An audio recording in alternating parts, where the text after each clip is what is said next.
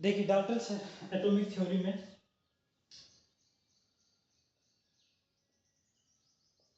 According to Dalton atomic theory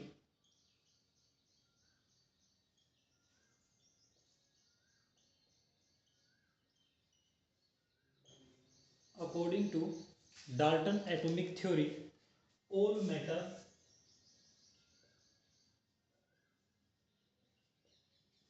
यानी कि जो भी आपके पास पदार्थ होंगे all matters whether बेटा क्लियर विजिबल दिखाई दे रहा है आप लोगों को?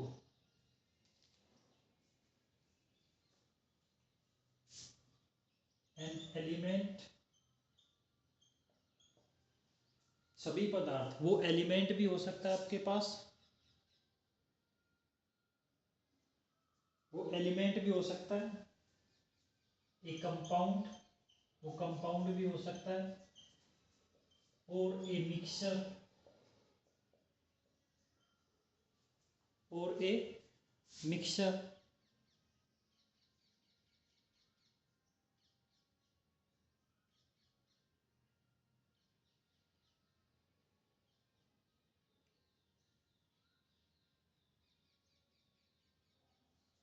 और a mixture is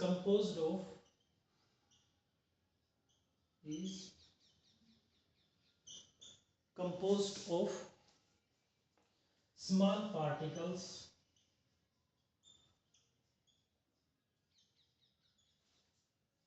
called atom.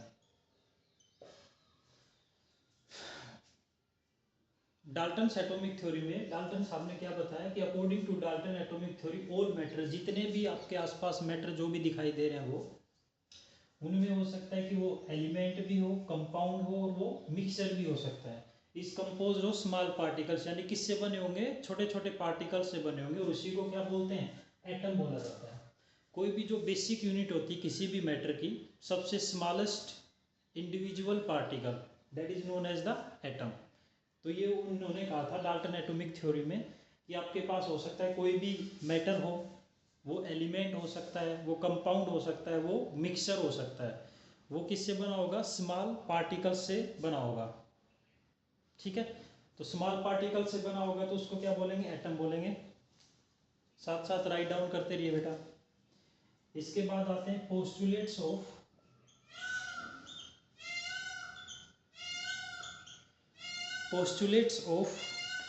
Dalton's atomic theory.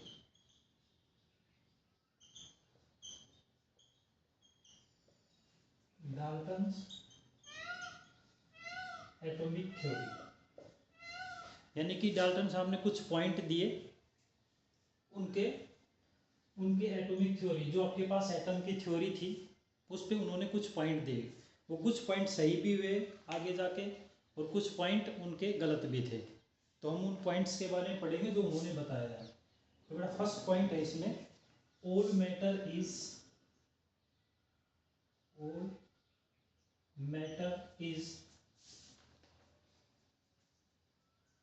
Made of very tiny particle, very tiny particle, यानी कि बहुत छोटे छोटे पार्टिकल से बने होंगे, और उन्हीं को क्या बोलते हैं? Called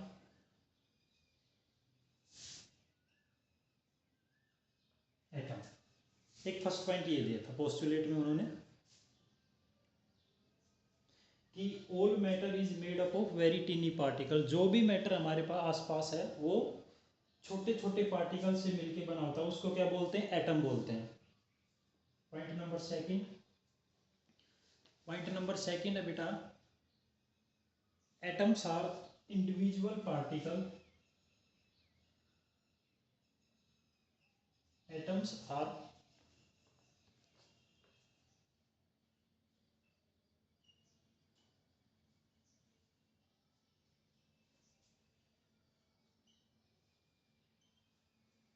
atoms are individual particles which cannot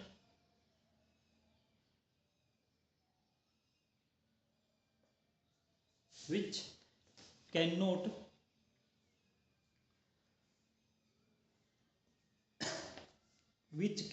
be created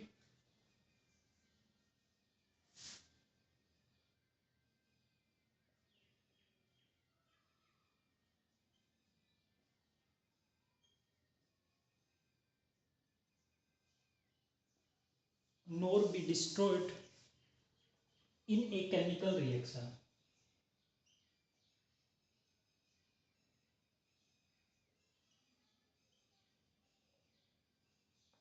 In a chemical reaction. First point postulate का फर्स्ट पॉइंट जो उन्होंने पॉइंट्स बताए थे उन्हीं के बारे में हम बात करें। फर्स्ट पॉइंट क्या था कि जो ऑल मैटर, सभी मैटर जो हमारे पास आसपास है वो किससे बने होंगे, छोटे छोटे पार्टिकल से मिलके बने होते हैं जिनको हम एटम बोलते हैं। सेकंड पॉइंट है atom are individual particle which can not be created. Individual particle यदि उससे स्मॉलेस्ट यूनिट हो ही नहीं सकती। क्रिएटेड नॉट बी डिस्ट्रॉयड, ना तो हम उसको क्रिएट कर सकते बना सकते हैं, नॉट बी डिस्ट्रॉयड, ना तो उसको डिस्ट्रॉय कर सकते हैं।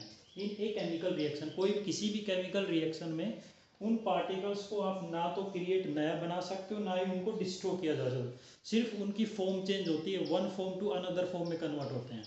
ना तो हम उनको क्रिएट कर सकते हैं, ना ही हम उनको डिस्ट्रॉय कर सकते हैं।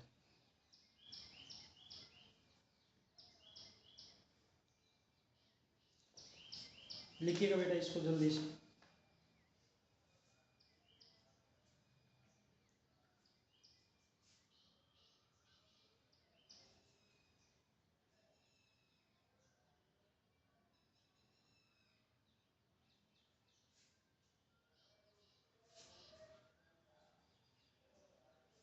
आप सभी लोगों को क्लियर विजिबल है, दिखाई दे रहा है सभी लोगों को?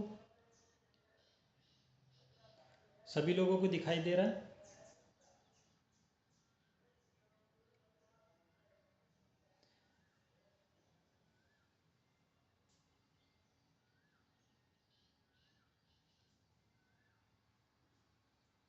एक बार सभी बताएंगे बेटा आप लोगों को, सभी को क्लियर विजिबल है, आवाज़ अच्छे से आ रही है, आप लोगों तक पहुंच पा रही है?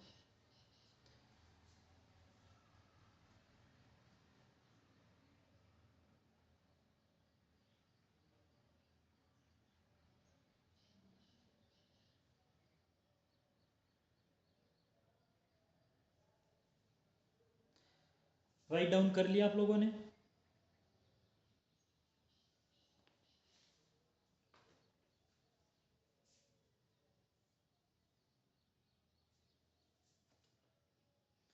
चलिए अगर राइट डाउन कर लिया हो तो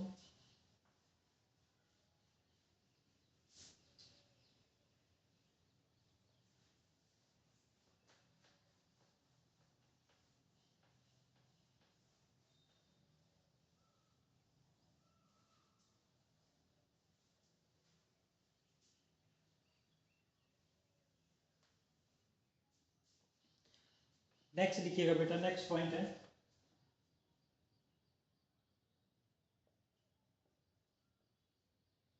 atoms of a given element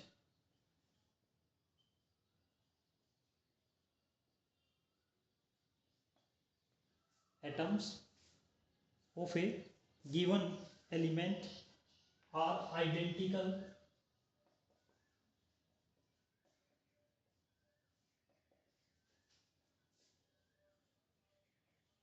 in mass and chemical properties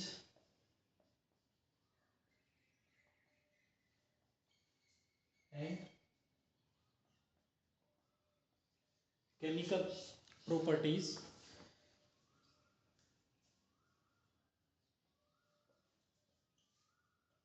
bracket में बेटा law of conservation of mass, law of conservation of mass, ठीक है। Atoms of a given element, जो भी एलिमेंट दिया होगा उसके atom are identical in mass. Identical मतलब होता है अलग अलग उनकी पहचान, ठीक है। तो उनका मास क्या होगा, अगर कोई भी एलिमेंट है, हर एलिमेंट का अपना अलग अलग मास होता है, तो atoms of a given element are identical in mass, उनका मास क्या होगा, आइडेंटिकल यानी कि अलग अलग। एंड केमिकल प्रॉपर्टीज, और उनकी प्रॉपर्टीज भी क्या होंगी, सबकी अपनी अलग अलग केमिकल प्रॉपर्टीज होंगी, ठीक है। ठीक है बेटा। Atoms of given element are identical mass, अगर बहुत सारे आपके पास एलिमेंट हैं तो वहाँ पे होगा क्या, उनका सबका अलग अलग मास होगा, उनकी सबकी अलग अलग क्या होंगी, केमिकल प्रॉपर्टीज होंगे। Next point, atoms of different element, atom of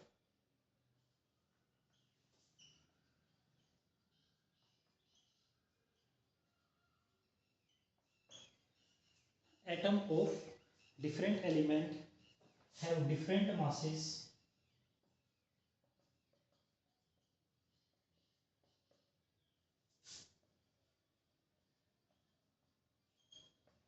have different masses. उसमें तो सेम की बात कर रहा है, एक एलिमेंट होगा आपके पास, गिवन एलिमेंट आइडेंटिकली मास, यानी कि अगर सेम ही एलिमेंट है तो उसका मास भी क्या होगा, सेम ही होगा और उसकी प्रॉपर्टी भी सेम होगी। लेकिन अगर मानिएगा अगर डिफरेंट डिफरेंट एलिमेंट है कहीं पे, जैसे CO2 कार्बन डाइऑक्साइड में कार्बन अलग है ऑक्सीजन अलग है, तो दोनों का क्या होगा, डिफरेंट एलिमेंट का डिफरेंट मास होगा उनका, ठीक है, and different chemical properties.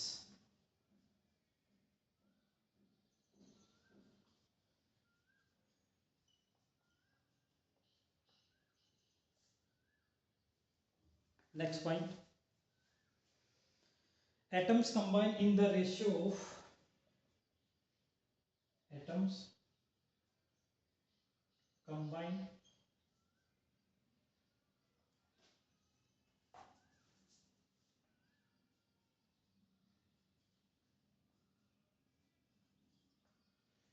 in the ratio of small whole number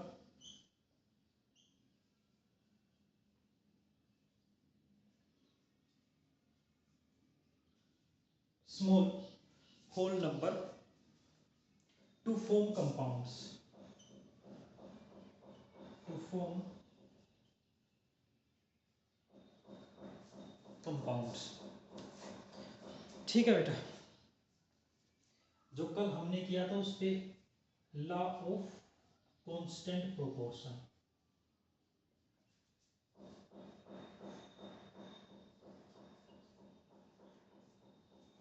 law of constant proportion, यानी कि atoms combine in the ratio of, जो भी एटम्स कंबाइन करेंगे यानी कि कंपाउंड बनेंगे, जैसे H2O था कल आपको बताया गया, तो उसका रेशियो क्या आएगा, 1:8 आएगा, ठीक है।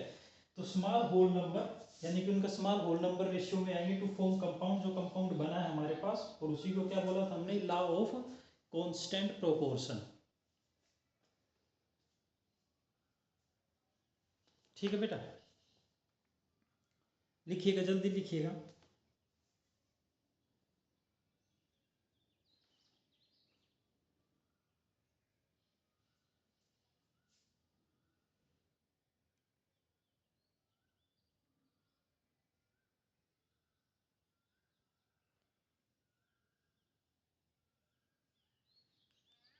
लिख लिया सभी ने?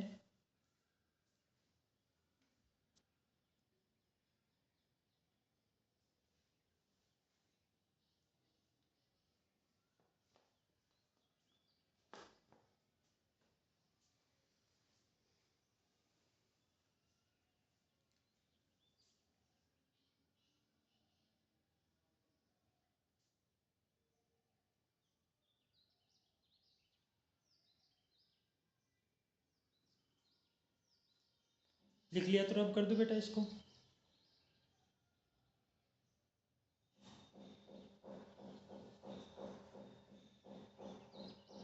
अगर लिख लिया हो तो आप लोगों ने रब कर दो।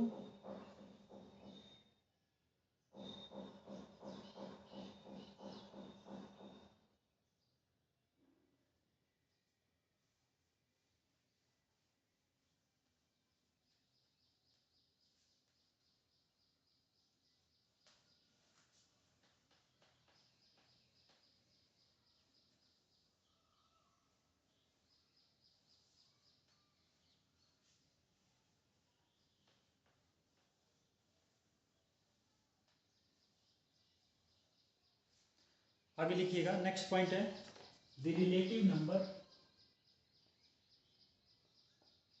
उसी में आगे पॉइंट है बेटा, the relative number, whole number ratio की बात कर रहे हैं, the relative number and kind of atoms are and kind of atoms are constant in a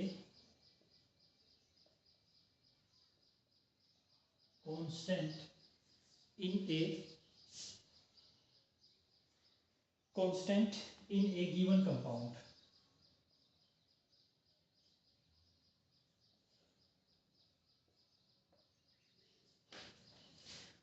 यानी कि जो रिलेटिव नंबर होगा या उसमें जितने भी काइंड मतलब प्रकार के जितने भी प्रकार के एटम होंगे वो क्या होंगे, कांस्टेंट होंगे इन ए गिवन कंपाउंड, किसी भी कंपाउंड के अंदर। जैसे CO2 है, कार्बन डाइऑक्साइड है, कार्बन का उसमें एक एटम है और ऑक्सीजन के कितने, 2 एटम है। ठीक है, तो उसी की बात कर रहा है कि constant in A given compound, यानी कि क्या होंगे, वो कांस्टेंट होंगे। ठीक है बेटा, ये क्या थे आपके पास, पोस्टुलेट थे, यानी कि उन्होंने कुछ पॉइंट बताए थे। ठीक है, यहाँ पे ये कंप्लीट हो गया है। इसके बाद आते हैं उसके ड्रॉबैक्स, यानी कि जो पॉइंट बताए थे उनमें कुछ कमियां रह गई थी, तो उन पॉइंट्स में क्या क्या कमियां रह गई थी वो उनको बोलते हैं ड्रॉबैक्स। यानी कि जितने भी पॉइंट हैं इनमें से कुछ पॉइंट गलत साबित हुए। जैसे उन्होंने बताया एटम जो होता है इंडिविजुअल है, उसको ब्रेक डाउन नहीं कर सकते, लेकिन बाद में डिस्कवर हुई कि एटम में क्या क्या होते हैं, न्यूक्लियस पाया जाता है एटम के अंदर, उसके अंदर प्रोटॉन, न्यूट्रॉन, इलेक्ट्रॉन। ठीक है, तो ये थ्योरी उनकी वहाँ यहाँ पे जाके गलत हो गई। तो इनमें से कुछ पॉइंट है जो उनको क्या हुआ, गलत साबित हुए जाके आगे। जैसे जैसे डिस्कवरीज आगे बढ़ती गई तो उनके पॉइंट्स को क्या हो गया, गलत साबित हुए। ठीक है, लिखिएगा आगे, लिखिएगा नेक्स्ट हेडिंग,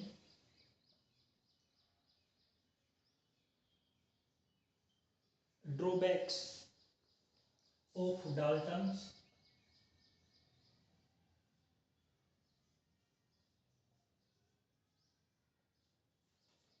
एटॉमिक थ्योरी।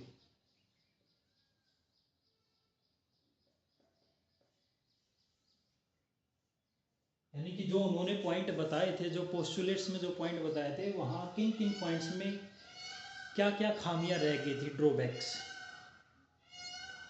तो फर्स्ट है जो उन्होंने बताया था, नो सब एटॉमिक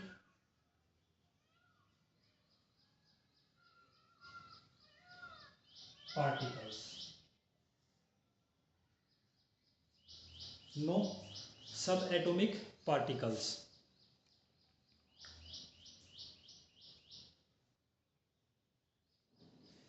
यानी कि नो सब एटॉमिक पार्टिकल्स का मीन यहाँ पे कि डाल्टन ने ये बताया था उसको इंडिविजुअल क्या कर सकते हैं, और ब्रेक डाउन नहीं कर सकते एटम को, लेकिन एटम के अंदर हमें न्यूक्लियस भी मिला, हमें प्रोटॉन भी मिला, हमें इलेक्ट्रॉन भी मिला, तो ये सारी चीज़ें, यानी कि हम उसको ब्रेक डाउन कर सकते हैं एटम को। तो लिखिएगा, Dalton's theory set Dalton's theory said atoms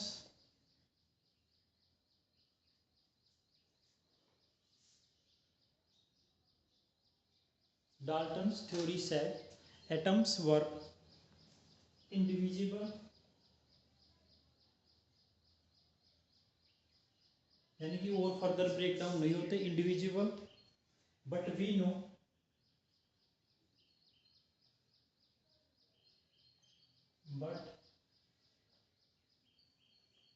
no about electrons, protons and electrons, protons and neutrons, electrons, protons and neutrons, इनके बारे में हम जानते हैं। ठीक है,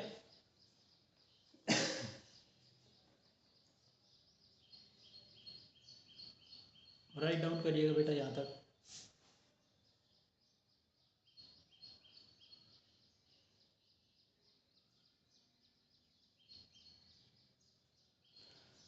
लिख लिया सबने यहाँ तक?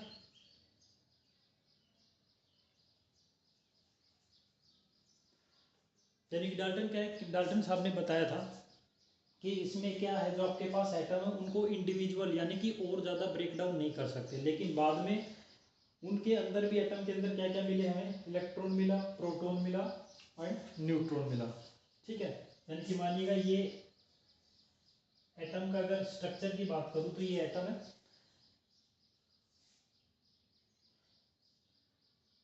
ये एटम का स्ट्रक्चर है। इसके अंदर हमें क्या क्या और चीजें जानने को मिली, इसके अंदर एक न्यूक्लियस होता है। ठीक है, एक न्यूक्लियस है, इसके चारों तरफ क्या होते हैं, ऑर्बिट्स होते हैं इस प्रकार से, एक ऑर्बिट जिसमें इलेक्ट्रॉन्स रिवॉल्व करते हैं। एक इस चीज के बारे में पता लगा। न्यूक्लियस के अंदर क्या होते हैं, प्रोटॉन और न्यूट्रॉन्स होते हैं, दो चीजें। ठीक है, जो सबसे है ये न्यूक्लियस, न्यूक्लियस के अंदर क्या क्या होता है, प्रोटॉन प्लस न्यूट्रॉन, और इसके बाद ऑर्बिट है, दीज आर द ऑर्बिट्स, और ऑर्बिट्स में कौन रिवॉल्व करते हैं, इलेक्ट्रॉन्स, यानी कि इलेक्ट्रॉन घूमते रहते हैं। ठीक है भाई, इलेक्ट्रॉन्स घूमते रहते हैं, ये चीजें।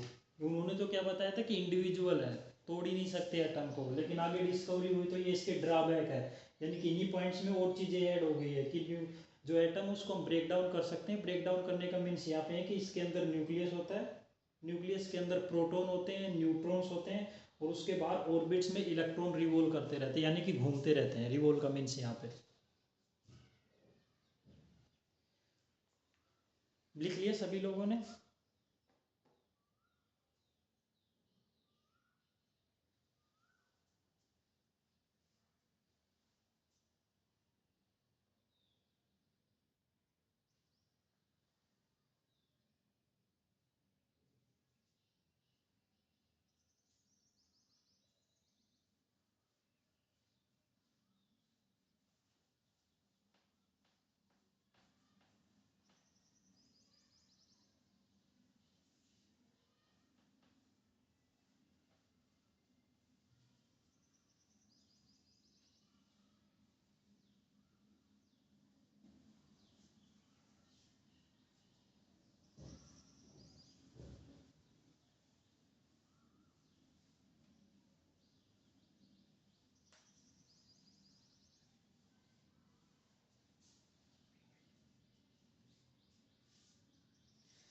नेक्स्ट पॉइंट लिखिएगा बेटा, आइसोटोप्स नॉट डिफाइंड। उसी में ड्रॉबैक्स में नेक्स्ट पॉइंट है आइसोटोप्स नॉट डिफाइंड, यानी कि आइसोटोप्स के बारे में उन्होंने नहीं बताया था। ठीक है,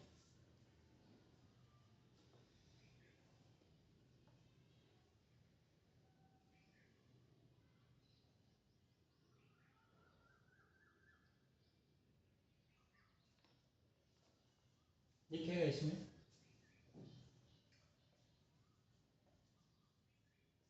Dalton said all element, Dalton said all elements have the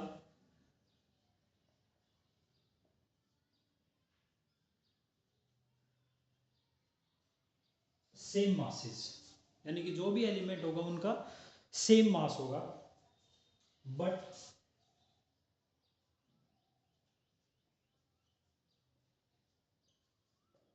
isotopes of elements, यानी कि जो एलिमेंट्स के आइसोटोप्स होंगे, हैव डिफरेंट मासेस, हैव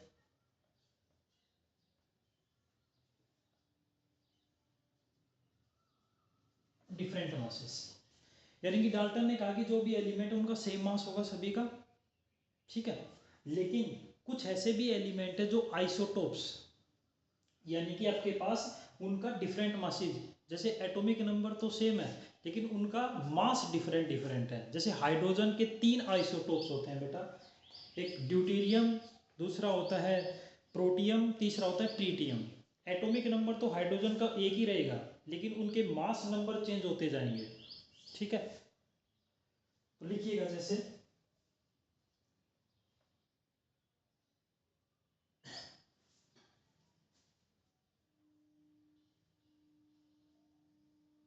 ये आपके पास, ये मीन्स है एटॉमिक नंबर, ये इसका मास है। ये एटॉमिक नंबर देखिएगा सभी का एटॉमिक नंबर सेम है, लेकिन मास इनका क्या डिफरेंट है। एक का मास 1 है, दूसरे का मास 2 है, तीसरे का मास 3 है। इनके नाम अलग अलग है। नाम क्या क्या है? First is the protium, second is deuterium,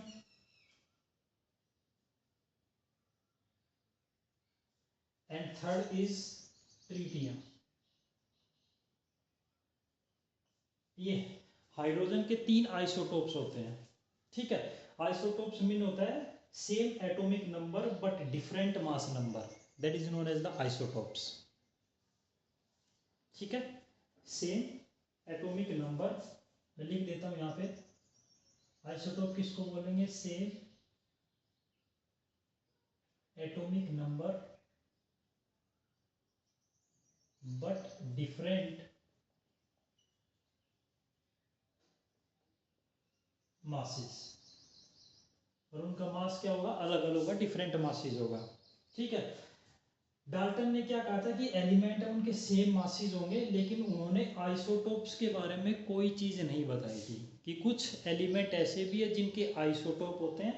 जैसे सबसे पहले हाइड्रोजन, हाइड्रोजन के आइसोटोप्स होते हैं प्रोटियम, ड्यूटीरियम और ट्रीटियम। प्रोटियम का एटॉमिक नंबर 1, इसका मास 1। ड्यूटीरियम का एटॉमिक नंबर 1, इसका मास 2। ट्रीटियम का एटॉमिक नंबर 1, मास 3। यानी कि देखिएगा सभी के एटॉमिक नंबर तो 1 1 है, सभी के एटॉमिक नंबर 1 1 है, लेकिन मास डिफरेंट डिफरेंट है, यानी कि अलग अलग मास है। मास क्या है बेटा? डिफरेंट डिफरेंट है, अलग। ये चीज़ नहीं बता पाए थे। ठीक है, यानी कि आइसोटोप्स को अच्छे से डिफाइन नहीं कर पाए थे।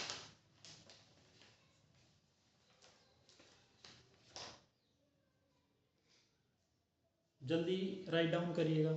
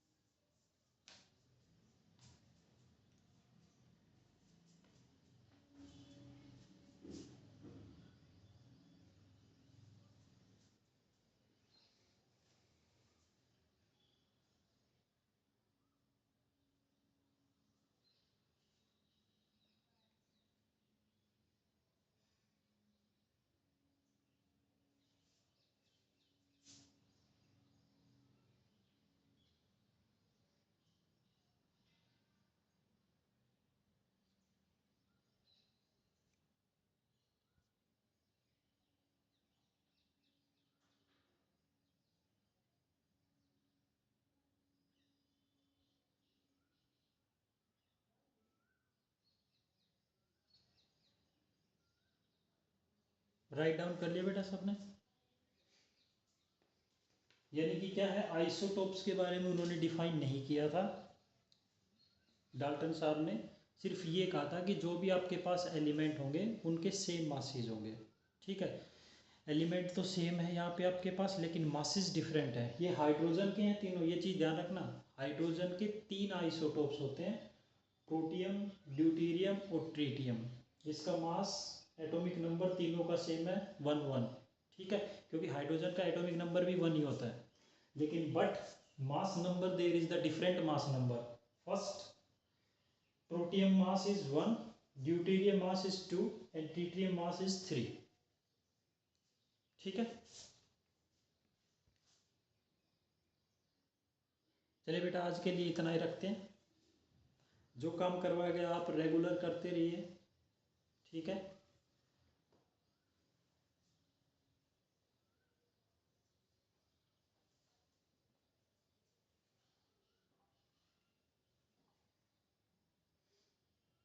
सभी ने राइट डाउन तो कर लिया होगा।